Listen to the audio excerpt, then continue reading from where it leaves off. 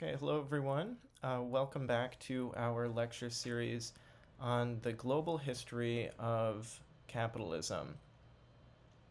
And today we're going to continue the discussion from the last class, which was looking at the introduction of capitalism into Japan in the Meiji period from the late 19th century. And in preparation, so in the previous lecture, I introduced the work of a Japanese economic historian, Noro Eitaro, and looked at his work, the historical development of Japanese capitalism. And that brought up a lot of very interesting, important, relevant points that I think can kind of serve as a basis for our discussion. But one thing that Noto didn't really go into detail on was the effects that these changes had on average people and on average people's lives. And actually, there are a lot of other histories that deal with precisely this topic.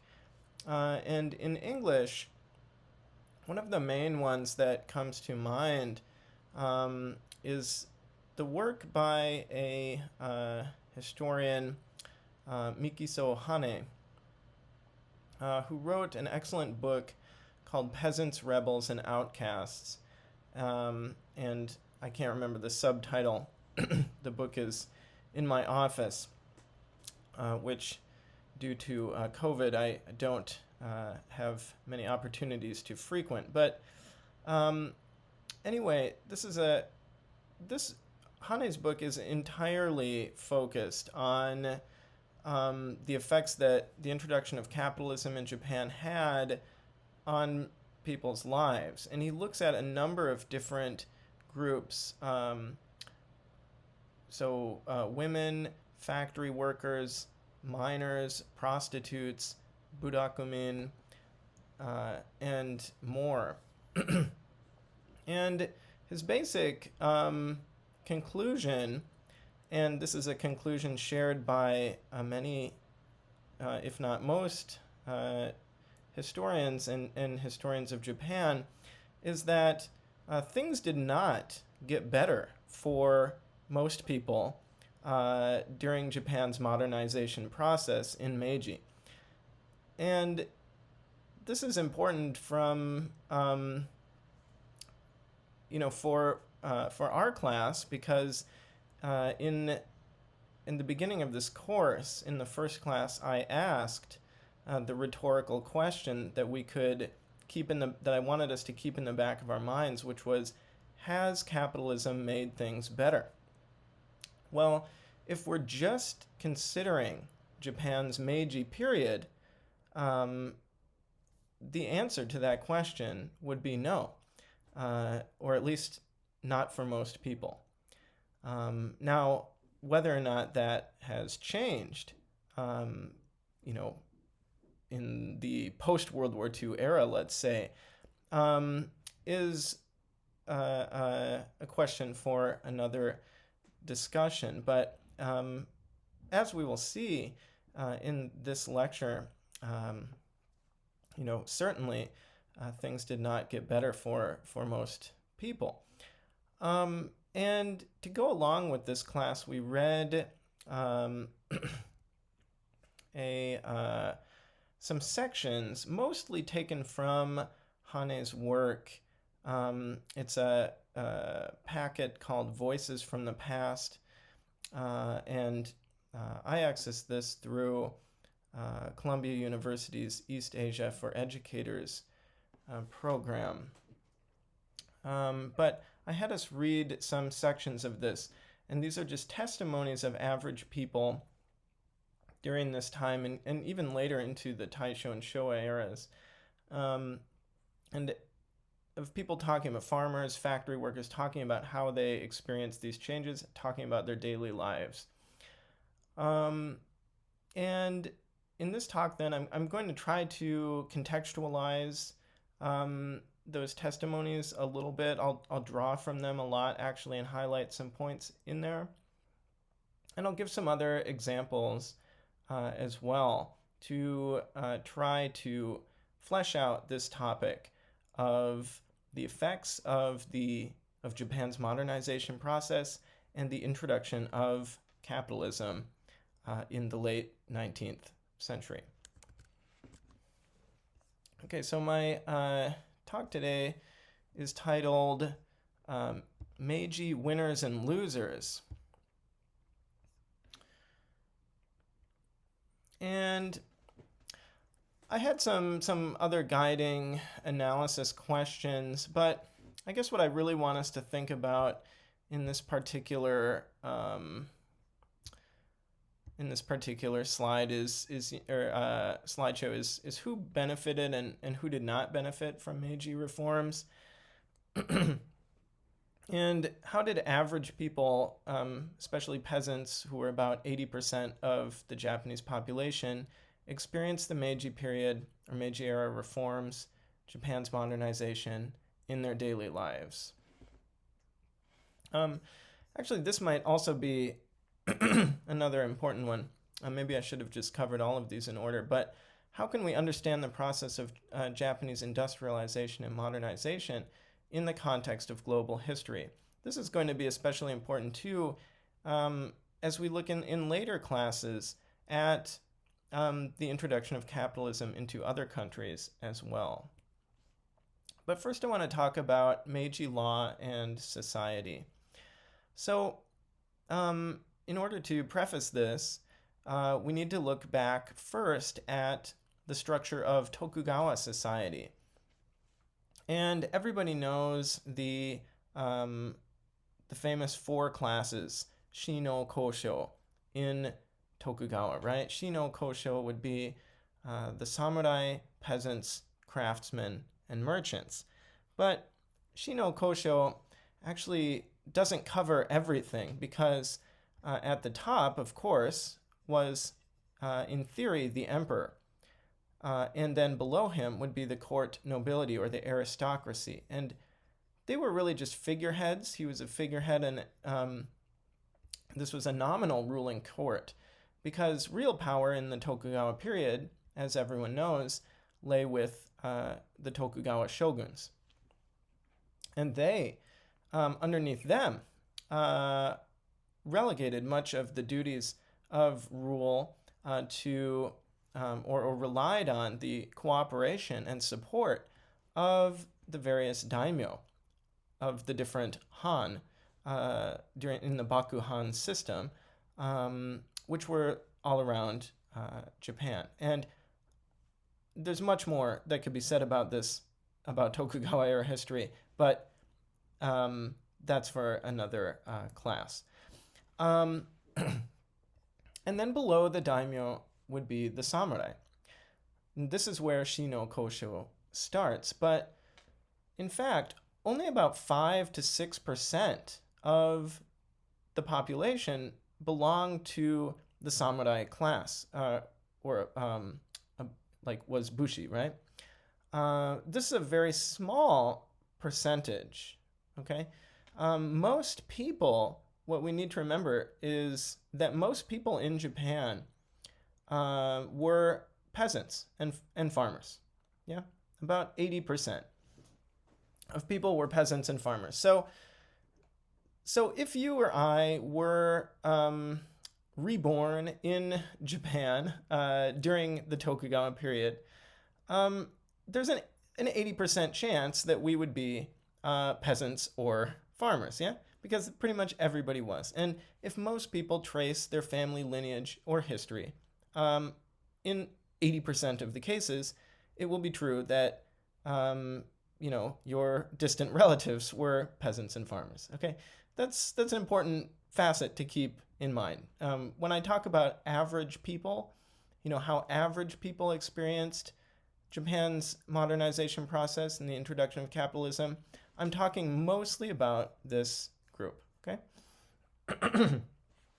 And then there were craftsmen and merchants, which, fit into Shino Kosho structure. But at the bottom, in fact, and by the way, I should add, we've looked at this, and Noro mentioned how, in fact, this was really kind of inverted, because merchants and craftsmen, as merchants especially, gained much more power in reality, and even held power over many samurai who eventually found themselves in debt throughout the Tokugawa period. But below this was another class of people called Eta, or Hinin.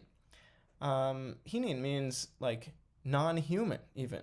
So this was the lowest class in society, and who I'll talk more about in a minute, but who were forced to live in separate communities from everyone else, even average farmers and peasants, who were forced to do what was considered, quote, unclean work, or the worst work in society that no one else wanted to do but was necessary for society.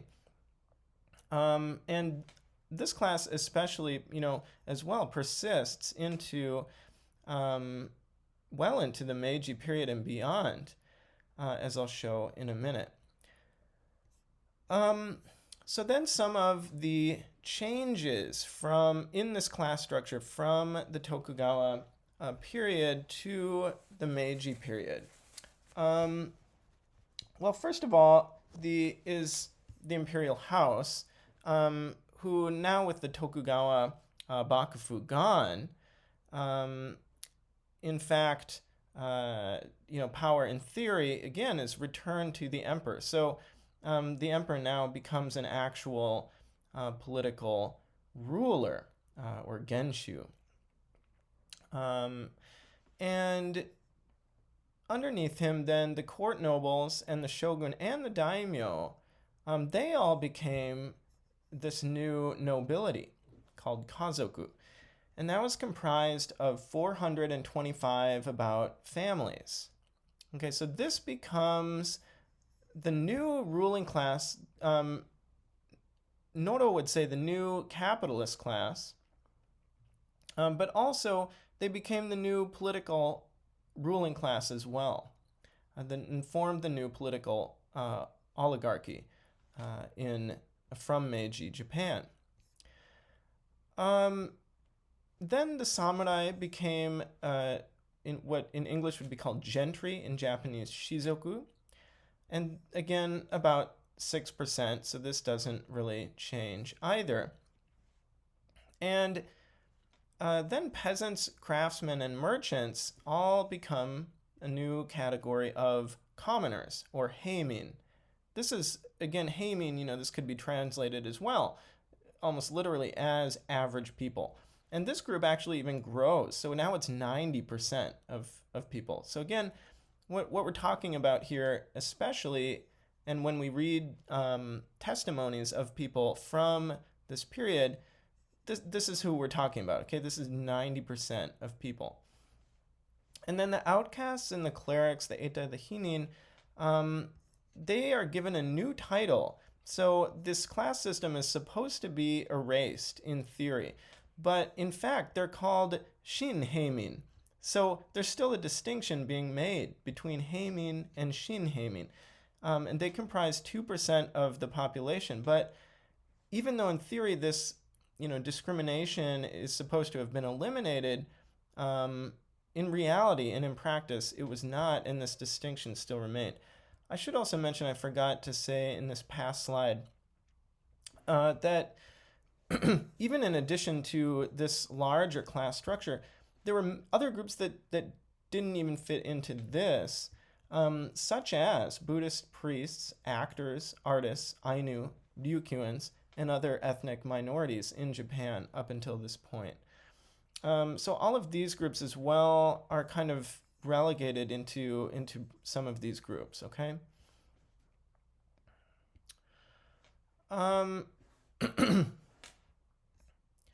Okay, and then also about the Tokugawa period, I mentioned in previous classes how peasants would give a part of their surplus produce and labor. They would pay this in taxes to the ruling classes. And that's how the ruling classes got their surplus, and that provided the basis, kind of the material basis for their rule. But they weren't concerned, as is the case in capitalism, with promoting so-called improving, quote, productivity, pursuing growth for its own sake, or trying to reproduce more capital. They weren't really concerned about that. They were just concerned about extracting enough surplus from the peasants to allow them to continue their rule. But they would work peasants very hard, and these taxes were very burdensome, of course, in most cases. So one Bakufu official famously said, sesame seeds, this would be goma, right? Goma no tane. Sesame seeds and peasants are very much alike. The more you squeeze them, the more you can extract from them. Actually, this quote is quite famous. It's picked up by Noro Eitaro too in his work as well. And another Bakufu official said, the peasants should be governed in such a way that they have what is essential but no more. Okay. Well, this ideology kind of continues today, I guess, as well. The Tokugawa ruling class wanted to keep peasants ignorant as well, so that officials commonly said a good peasant is one who does not know the price of grain, and that they, quote, should be forbidden to attend school. Okay. And then in the Meiji period, we've talked about some of the transformations already, but looking at them in more detail, during this time of in Japan's process of westernization and modernization, the ruling class wanted to avoid colonization, and in order to do that, they wanted to make a kind of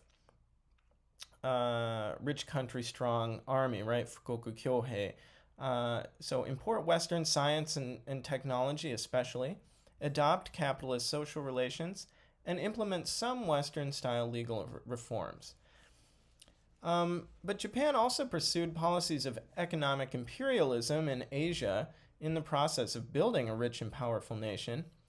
And people continued, in Hane's words, to have this idea of personal sacrifice for the good of the nation, or it was the ideas of the ruling class, I should say, that average people should continue to sacrifice themselves for the good of the nation. Okay, so this is an important idea that basically kind of carries over from the feudal era, feudal era history. Is this idea that average people should basically sacrifice themselves for the nation. I mean, it's not unique to Japan. It's kind of a shared basis for the construction of all modern nation states as well. Okay, and then Hane gives some data from much later, from looking at the Showa period and Showa era Japan, to show. I think what he wants to show is things didn't really improve. So things got a lot worse for many people in the Meiji period, and they didn't improve. They stayed that way throughout World War II.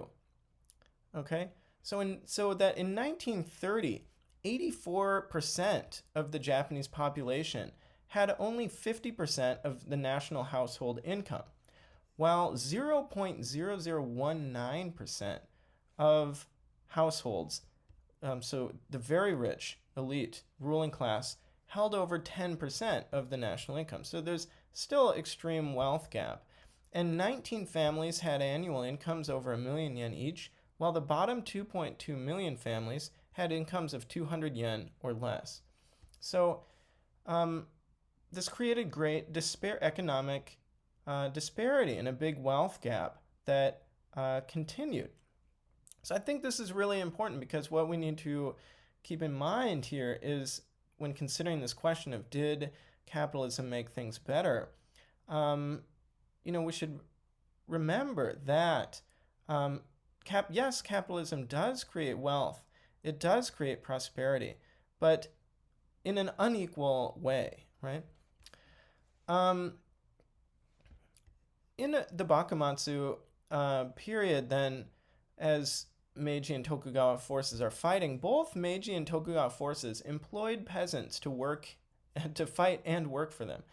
And most peasants didn't experience Meiji reform since local leaders such as Shoya, Nanushi, and Toshiyori didn't change. In 1888, there was a new system of local self-governance, but the same local leaders were chosen as village heads, now became soncho. So the village councils, and there were village councils, but only for those who could pay land tax or direct national tax of at least 2 yen, which is a quite large amount for most people. So even at a very local, regional level, or a village level even, basically the same kind of leaders stay intact. So these rich landlords also really benefit in the Meiji period, and these kind of local leaders and landlords, they get political power and become as well, they join the new capitalist class. Whereas everyone else, as we've seen, in many cases become tenant farmers or are dispossessed from their land. Okay, and I want to read a few quotes here from Mikiso Hane's work, Peasants, Rebels, and Outcasts Do. This is just from the introduction, and they kind of preface the reading on the handout that we read for this week, okay? And he says, hence the new order that was established by the Meiji government failed to improve significantly the condition of the people at the lower levels of the social order. And again, remember, this is 80 to 90% of people. In fact, for many, it meant greater hardship and suffering. In particular, the peasantry, already expected to provide the resources and manpower to build the wealth and power of the nation, was asked to sacrifice its lives, material resources, labor, and individual interests for the sake of the nation state, and of course, for the benefit of the small elite at the top of the social pyramid. Still treated like sesame seeds, that's that famous quote from the Tokugawa official, right? Still treated like sesame seeds, they were not allowed to share fully the fruits of modernization. Little of the new wealth trickled down to the masses, and the powerful elite enjoyed as much wealth and influence as had the major Tokugawa daimyo. So Hane here is saying basically the same thing as we saw in Noro Eitaro, what he was saying as well, that the old ruling class stayed in place, it just became the new capitalist class.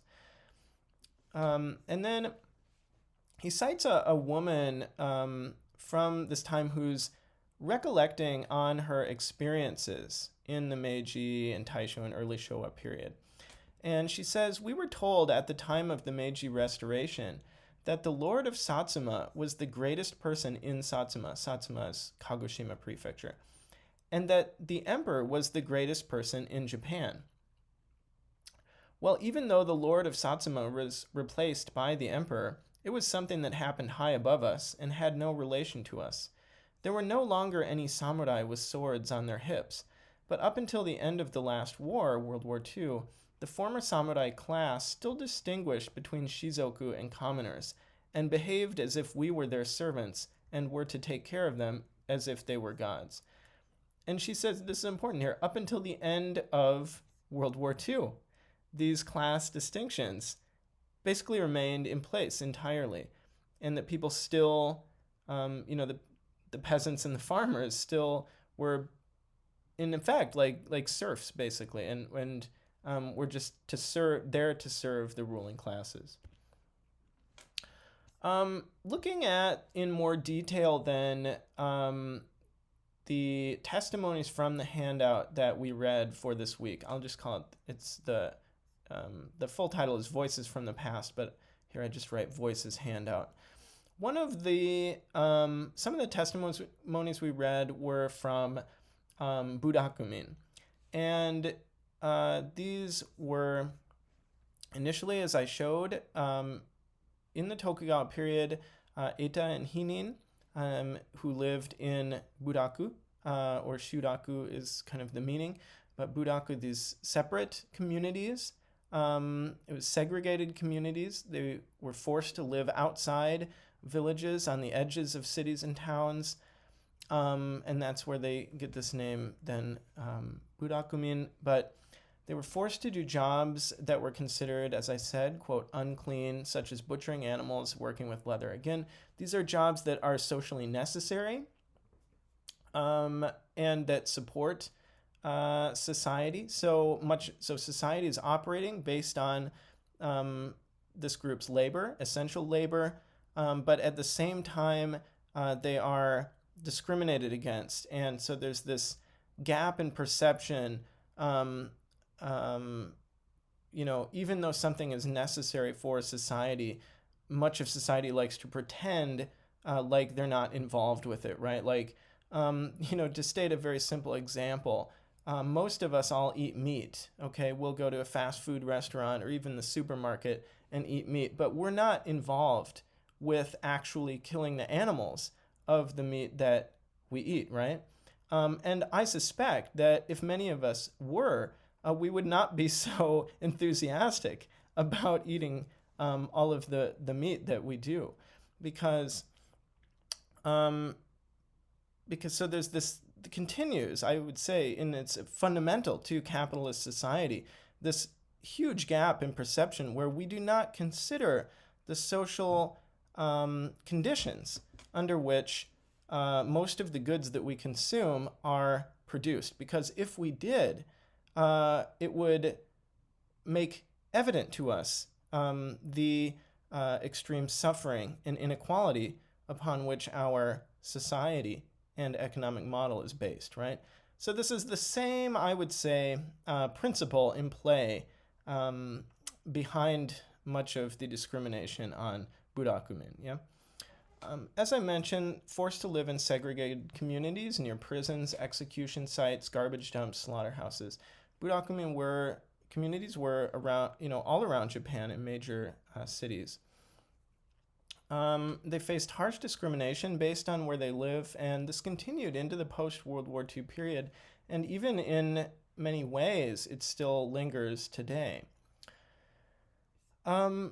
Some other testimonies we read in this handout were from factory workers. So the majority of workers in light industries, such as textiles, cotton, silk especially, and these industries which supported Japan's early capital accumulation or initial capital accumulation, most of those workers were women and children.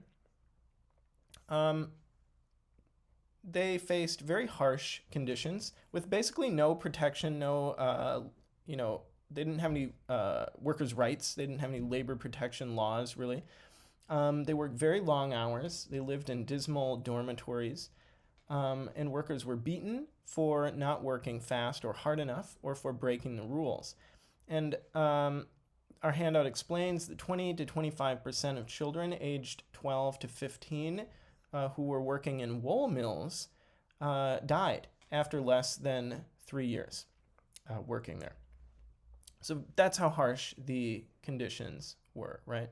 And even children as young as 7 years old would work in factories, and children too would work all through the night in many cases.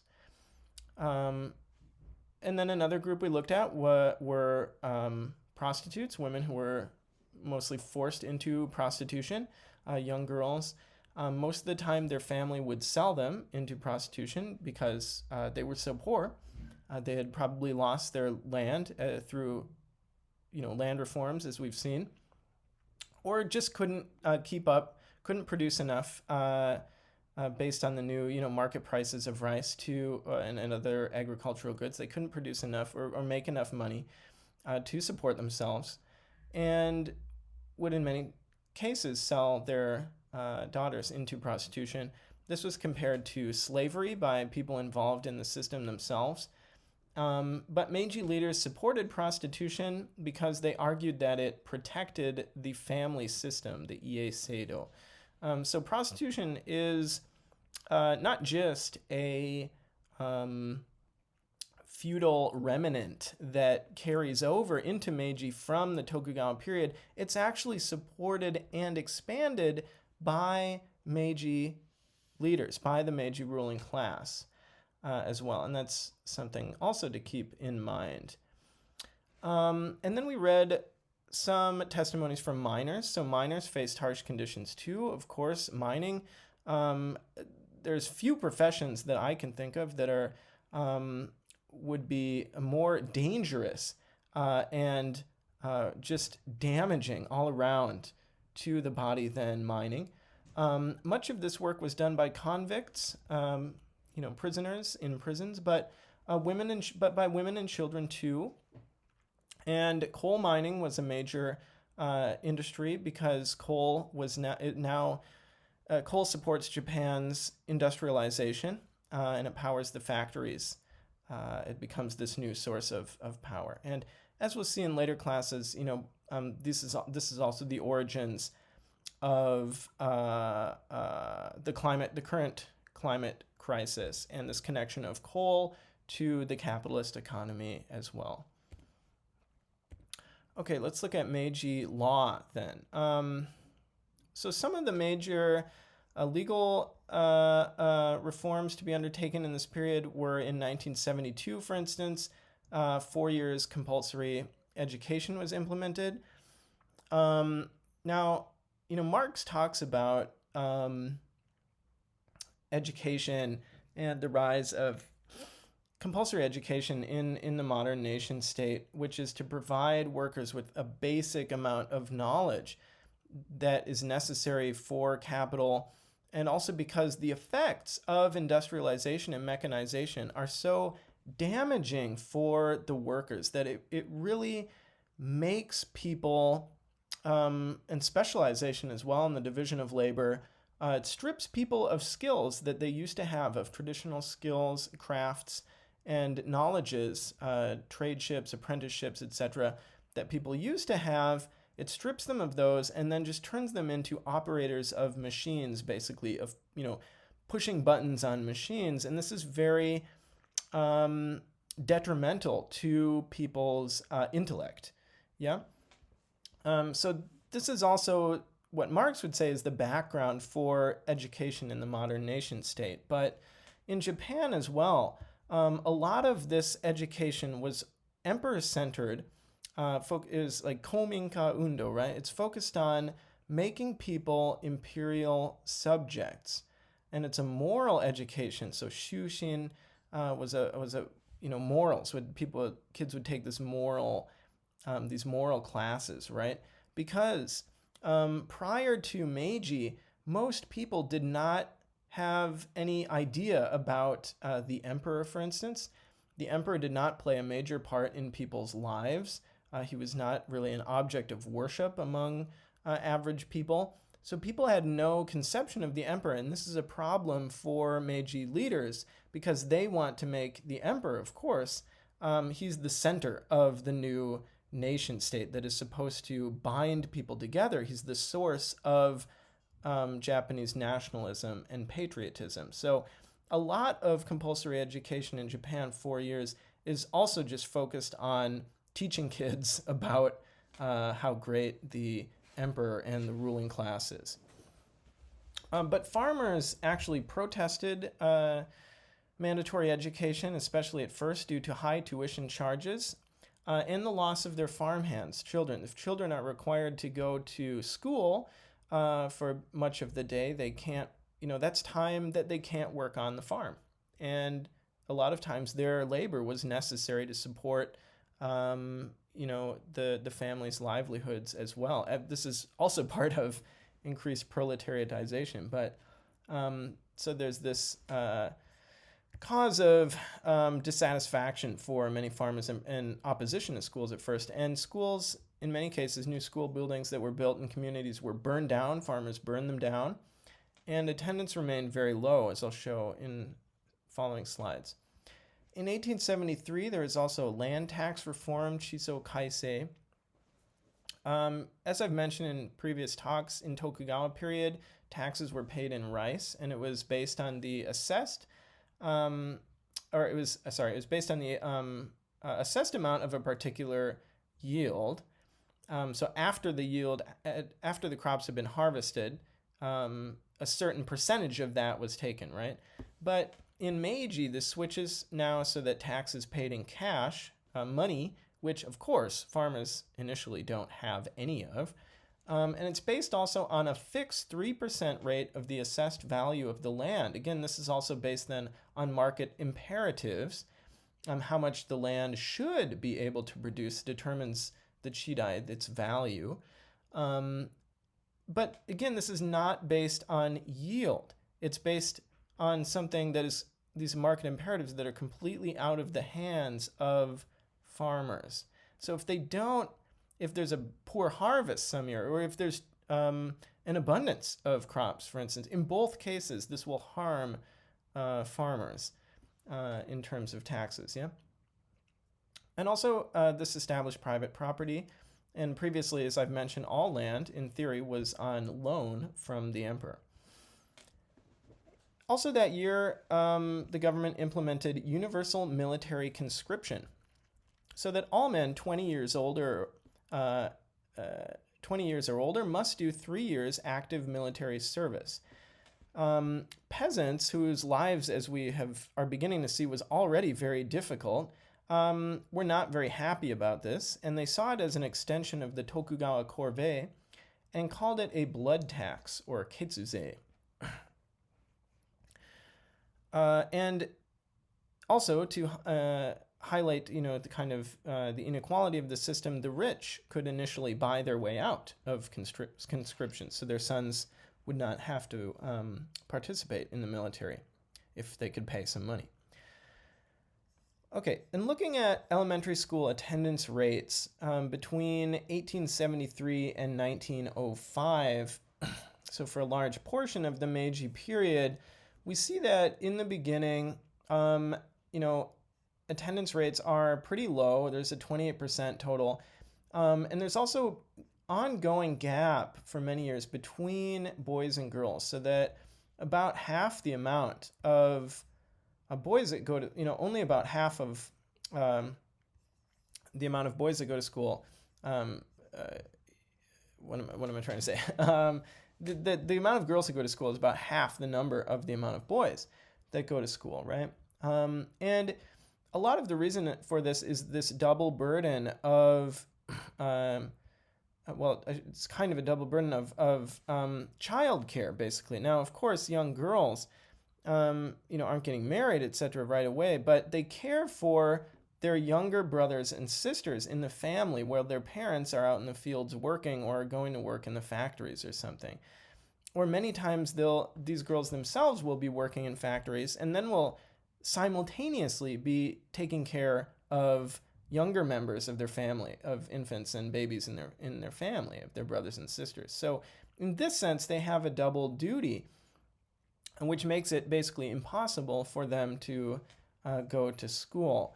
And this doesn't really change until, toward the end of the Meiji period and after the Russo-Japanese War, when finally most boys and girls then are going to elementary school. But for most of the Meiji period, that was not the case.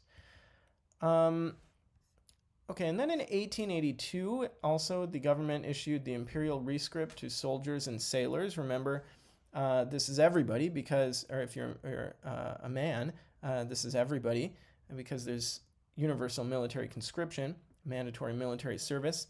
And the Imperial Rescript to soldiers and sailors emphasized loyalty to the state and the emperor as an essential duty.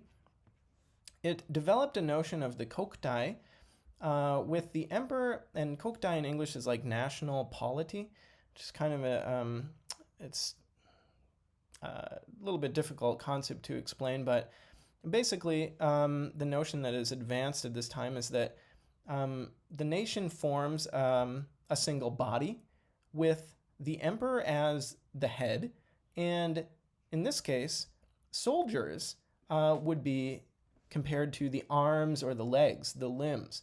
Now, it even says the national body can live if some of the arms and the legs are cut off, but it can't live if the head is cut off, right? So what it's saying, again, is it's imploring average people, soldiers and sailors in this case, to sacrifice themselves, in many cases literally, for the emperor, for the ruling class, and saying that this is for the good of the nation or the kokutai. And then it also famously said, duty is weightier than a mountain, while death is lighter than a feather.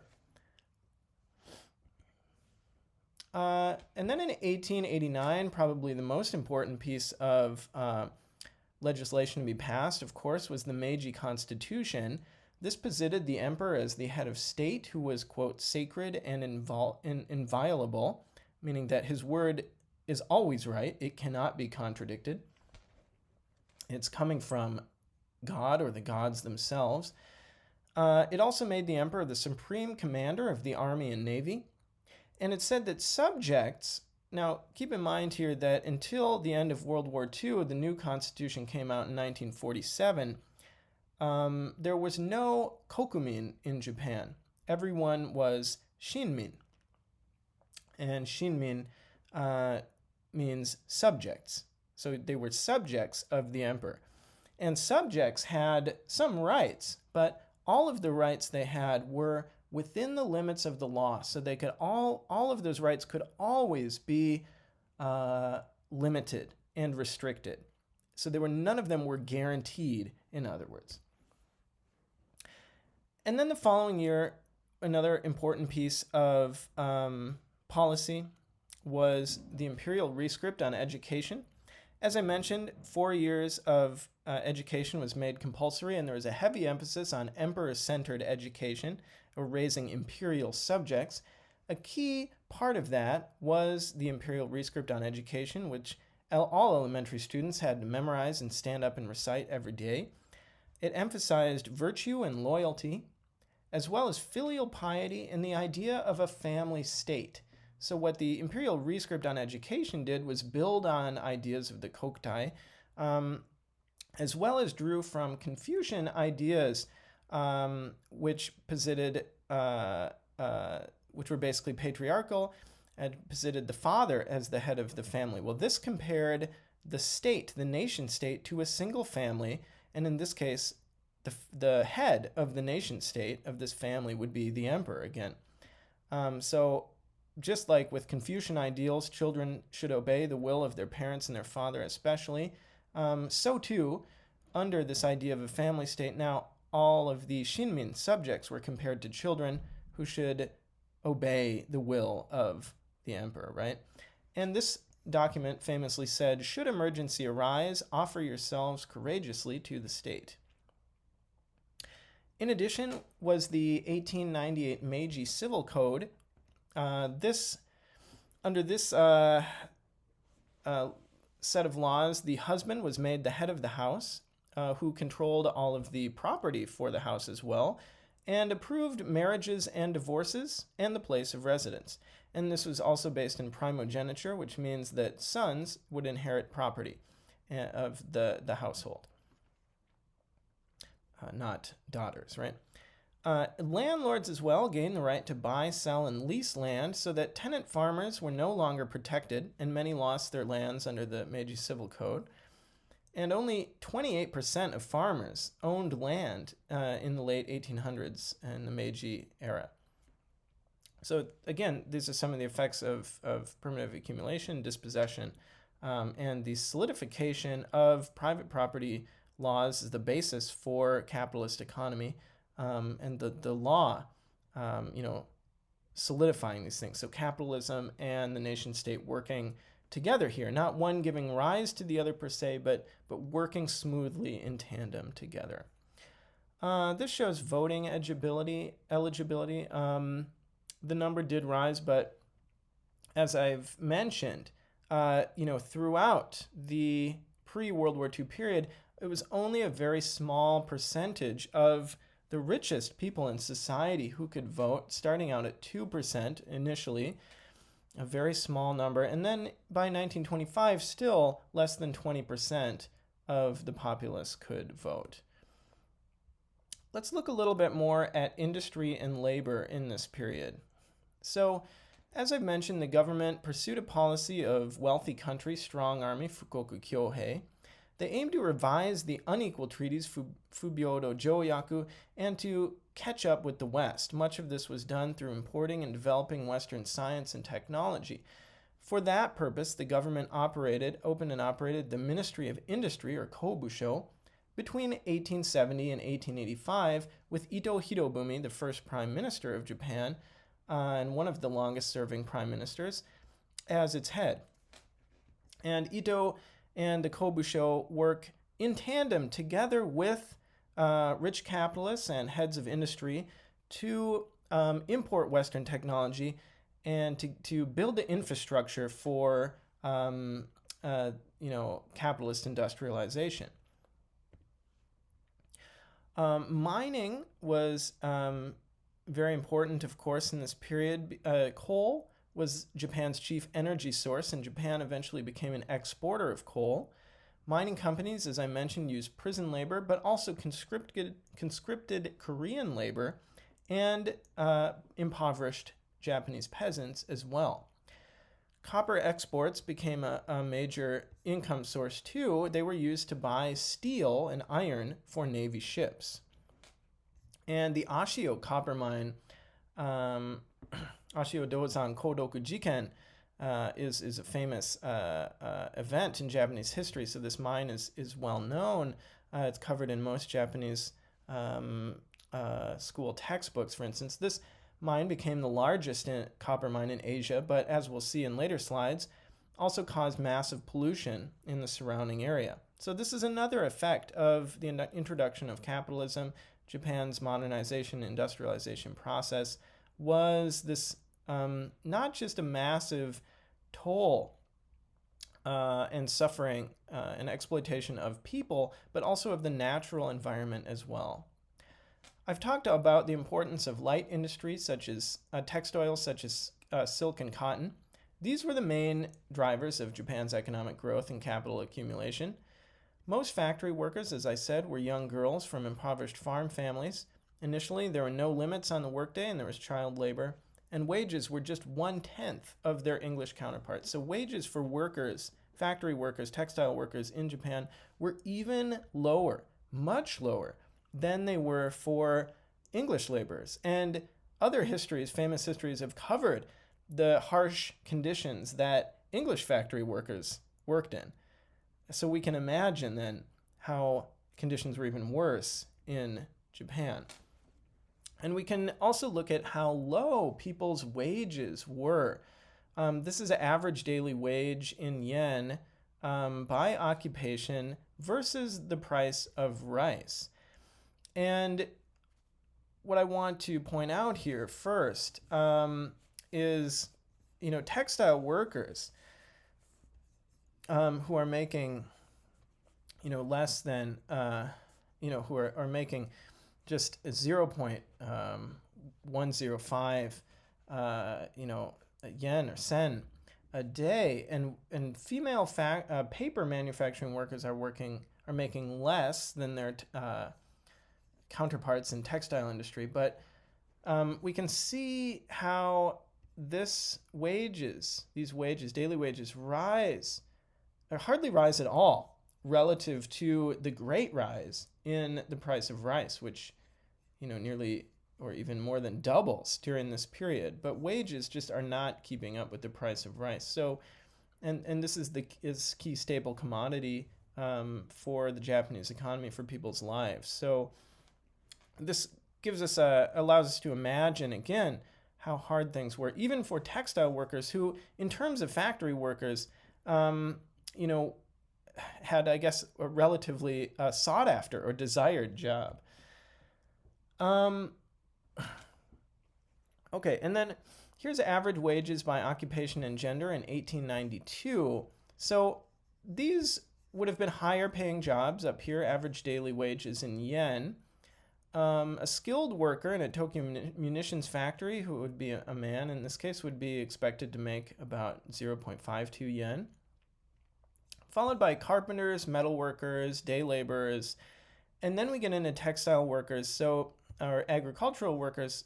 So men in this case would be paid, so this was not as good of an occupation, but men would still be paid more than women, even in the same occupation. And the female weavers, spinning cotton, spinning silk, silk reeling, etc., they were paid the least. And they're doing the harshest and the majority of labor-intensive kind of industry that is allowing the most capital accumulation here. Well, obviously, these harsh conditions, create a lot of labor disputes. So this is showing strikes and other work stoppages, increasing rapidly at the end of Meiji, especially, and increasing throughout, especially in 1937 when there's a lots of crop failures and whatnot. There continues to be a lot of worker resistance to, within this Japan's process of industrialization and facing such harsh conditions and extreme inequality. Now, I want to look at some visual images describing or which depict Japan's industrialization process. And these are woodblock prints done by, in many cases, very famous woodblock artists. And this particular one depicts the Tomioka silk mill, Tomioka Seishijo. Maybe many of you have heard of this. Not too long ago, I can't remember when, maybe in the past decade or so, this site was designated a World Heritage Site. Well, it has a relatively good image, and now it's kind of like, oh, it's this cool like brick building. It looks really nice and pretty, and we want to save it, stuff like that. Well, but as we're learning in this lecture and in our reading, the actual conditions of people working there and in similar silk reeling factories, I've already shown the very low pay that female factory workers made. Well, they also faced incredibly harsh conditions because Japan's capital accumulation, again, is being built on their backs and based on their surplus labor, right? Tomioka Seishijo was established by the Kobusho and Ito Hirobumi in 1972 with the cooperation of a very famous capitalist in Japan, Shibusawa Eiichi. And if we look at these prints, and we can consider the function of these prints as well, this woodblock print, we see here, many women dressed very nicely in kimono, operating this is new technology, right? These silk reeling machines, and they're operating these, and they're all smiling and happy, and they're talking with each other and chatting, and I don't really know what else is going on here. Maybe there's some observers. Maybe there's plant operators or managers or whatever, male managers, observing them. Maybe I'm not really sure. Keeping track of the workers, I guess, basically. So we have this very basically good, positive, idealistic image depicted here. And zooming in on this, here's another image of a silk reeling factory. This one is on display for one of the nation's probably first an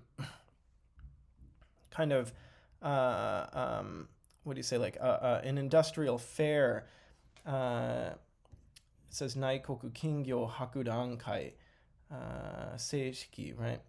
So these showing off this new imported technology to observers who come to see it. And again, all of the women are dressed in kimono. They look very nice. They're wearing makeup. They have their hair up. They're talking, and it looks really fun, right? And then, even more amazingly, we have this print, which is on display at the Meiji Picture Gallery in Tokyo.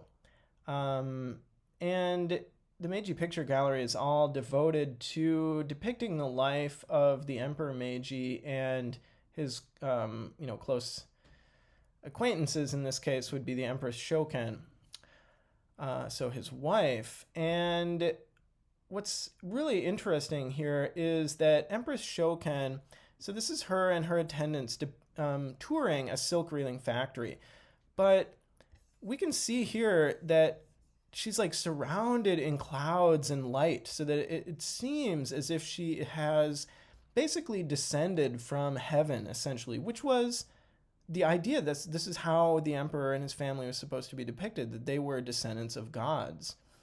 So this is promoting this emperor-centered ideology of the emperor as a descendant of gods, first of all. And then at the same time, it's promoting this positive image of Japan becoming a capitalist nation, of importing this Western tech, and it's all being done under the benevolent guidance of Japan's semi-divine or divine, ruling class, right? So they come down and they gift, these poor ignorant peasants this new machinery and this, and oh, here you go, here's a chance to work, so you should be so happy, right?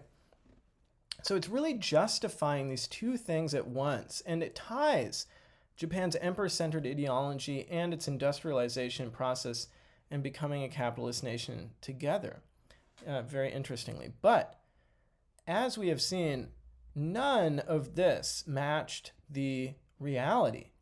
And we read a portion of the testimony of a female factory worker from 1906, so even later in the Meiji period, but a female factory worker such as one depicted here, what she would have actually experienced. And she's being interviewed by a public official for a government survey, and the interviewer asks, do you get scolded?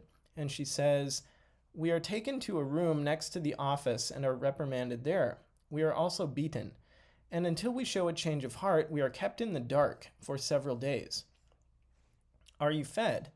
No. Are there other forms of punishment? And she says, if anyone steals something, she is stripped naked and marched around the factory with a flag attached to her shoulders. Well, I certainly don't see that depicted anywhere here.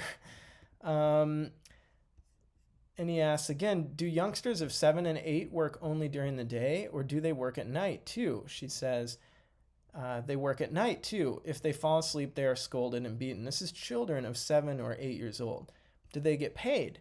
They are paid 8 sen.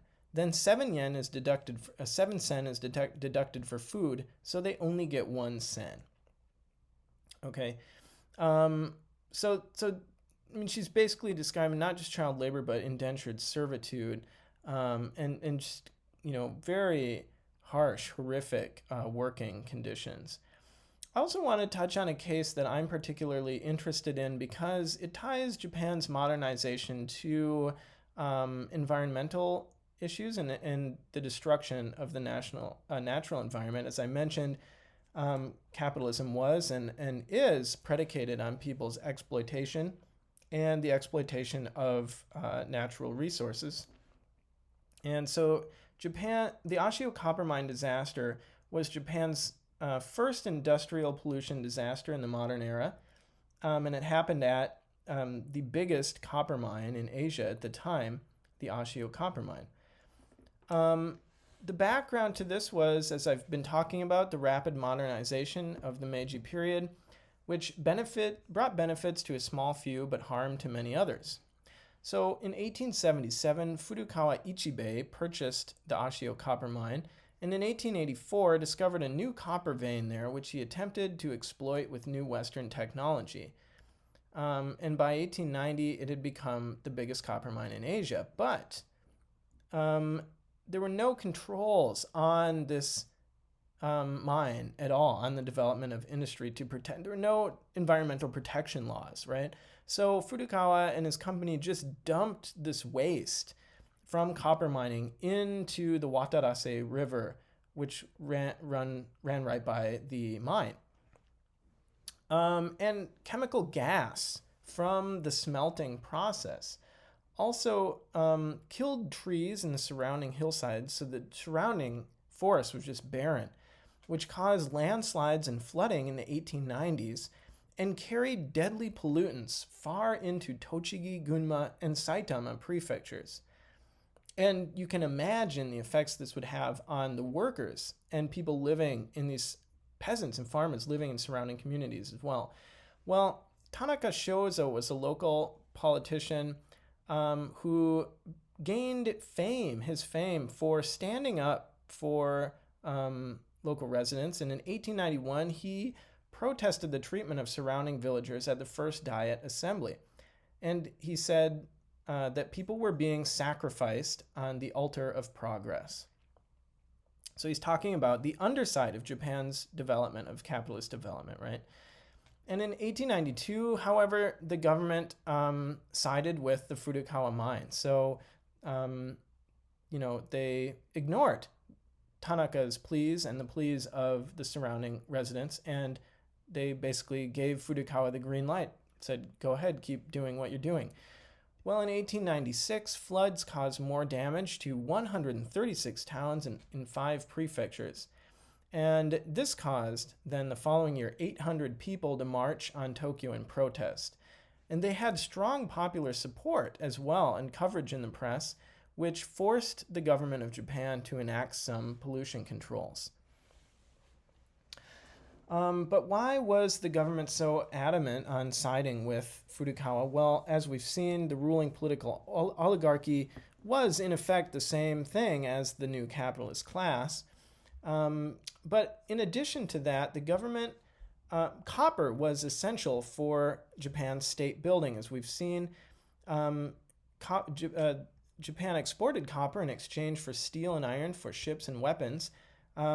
Warships, basically, which then it used to fund its imperialist wars, such as the Sino-Japanese War and the Russo-Japanese War. And two historians who have written about this issue said that, quote, copper was equated with the nation itself and was the, quote, foundation upon which Japan's imperialism was built.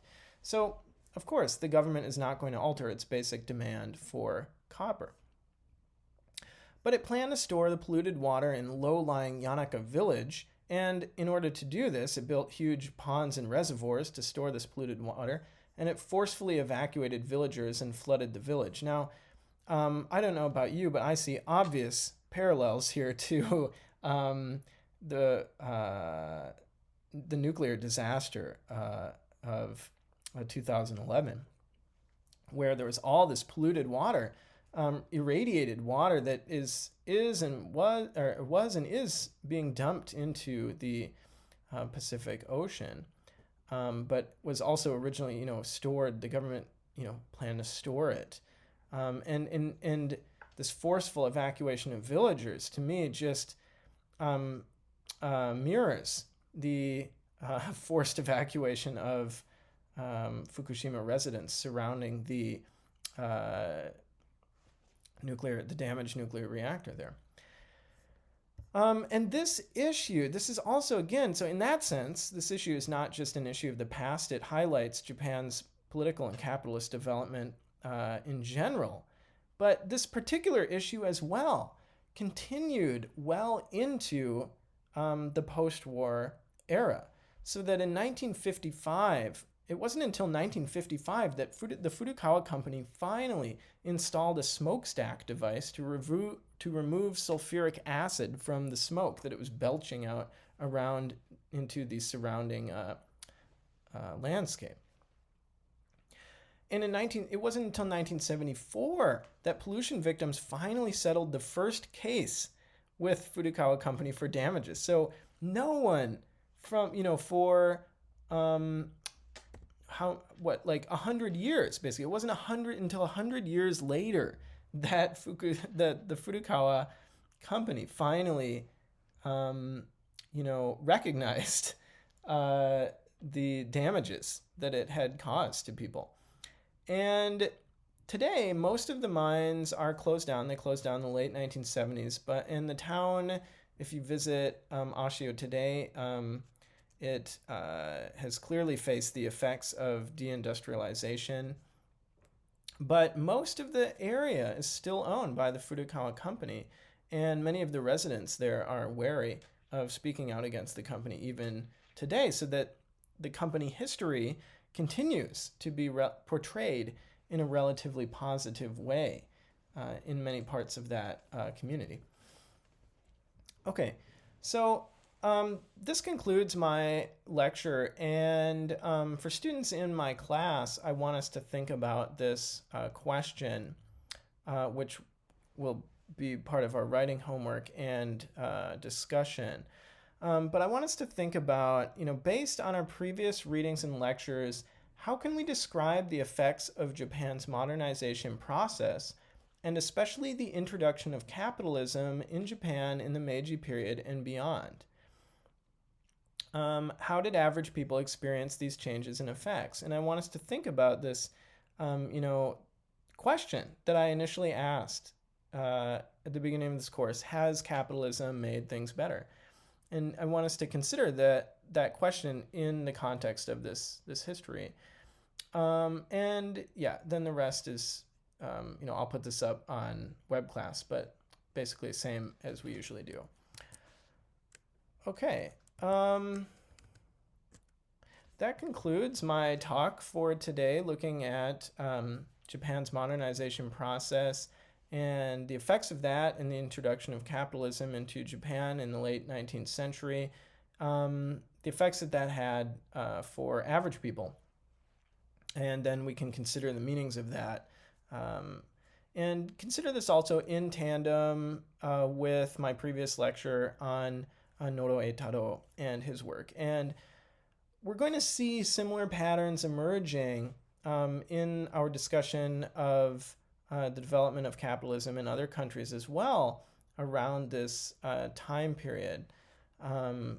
But anyway, I hope you've enjoyed this lecture, and see you next time. Thanks for listening.